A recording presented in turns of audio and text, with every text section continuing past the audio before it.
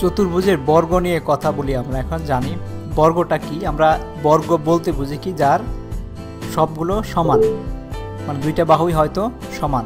যেমন আমরা আয়তক্ষেত্র লিখছি কেমনে, এরকম একটা আয়তক্ষেত্র ছিল, আয়ত এটা। তেমন আমাদের চারটা বাহু যদি সমান হয় তাহলে সে বর্গ হবে। তার মানে আমাদের এই বাহু, এই বাহু, তারপর এই বাহু, এই বাহু, সব বাহুর যদি দৈর্ঘ্য সমান হয়,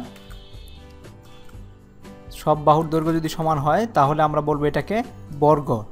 তার মানে এই বাহু, এই বাহু, এই বাহু, এই বাহু, সব বাহু সমান এবং এই কোণটা এক সমকোণ।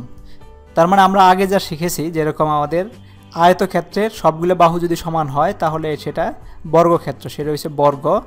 আবার রম্বস, রম্বস শিখেছি, রম্বসের সবগুলো বাহুই সমান, কিন্তু সমান এবং সমান্তরাল, সমান এবং সমান্তরাল। আবার সেই রম্বসের যদি একটা বাহু, একটা কোণ যদি সমকোণ হয়, মানে 90 ডিগ্রি হয়, তাহলে সেটা আমাদের বর্গে পরিণত হয়ে যাবে।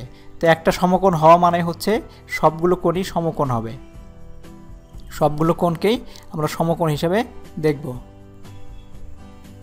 তার মানে আমরা বলতে পারি যে একটি সামান্তরিকের যার প্রত্যেকটি কোণ সমকোণ বা বাহু সমান এবং প্রত্যেকটা বাহু সমান, প্রত্যেকটা কোণ সমকোণ এবং প্রত্যেকটা বাহু সমান, সেটা হচ্ছে বর্গ। বা এভাবেও আমরা বলতে পারি যে এদের আয়তের বিপরীত বাহুগুলো সমান বলে আয়তের যে কোনো দুটি সন্নিহিত বাহু সমান হলে সেটি একটি বর্গ হবে, এভাবে বলতে পারি। আবার প্রত্যেক বর্গের মানে যে সামান্তরিকে দুইটি সন্নিহিত বাহু, আমরা বলতে পারি যে সামান্তরিকে সন্নিহিত মানে পাশাপাশি দুইটা বাহু পরস্পর সমান এবং একটি কোণ সমকোণ, একটি কোণ সমকোণ বা 90 ডিগ্রি, তাকে আমরা বর্গ বলবো। তো বর্গের কি হবে, প্রত্যেকটা কোণ সমকোণ, প্রত্যেকটা বাহুই সমান। এবং যদি আমরা এইটার সাথে এই দুইটা কর্ণ যদি আঁকি দুইটা বিপরীত কোণের সাথে, তাহলে যেটা ছেদবিন্দু হবে, যে জায়গায় গিয়ে মিলিত হবে এই দুইটা, সেটা প্রত্যেকটা কর্ণকে সমানভাবে দ্বিখণ্ডিত করবে। তো এটা হচ্ছে বর্গ সম্পর্কে আমরা জানলাম। এটাই হচ্ছে আমাদের বর্গ। বর্গ হচ্ছে প্রত্যেকটা বাহু সমান, প্রত্যেকটা কোণ সমকোণ এবং দুইটা কর্ণকে যদি আঁকি তাহলে যেটা ছেদবিন্দু হবে সেটা কর্ণগুলোকে দ্বিখণ্ডিত করবে। তো এইখান থেকে আমরা বলতে পারি যে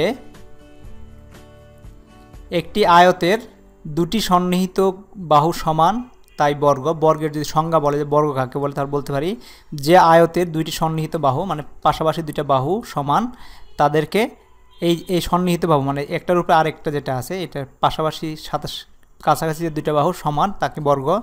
বা যে সামান্তরিকের দুইটি সন্নিহিত বাহু সমান এবং একটি কোণ সমকোণ, তাই বর্গ। এভাবে আমরা বলতে পারি যে পাশাপাশি বাহু দুইটা সমান এবং একটা কোণ সমকোণ, তাকে বর্গ বলে। বা বর্গের বাহুগুলো সব সমান এবং প্রত্যেকটি কোণ সমকোণ, এভাবে বলতে পারি যে বর্গের বাহুগুলো সব সমান এবং প্রত্যেকটি কোণ সমকোণ।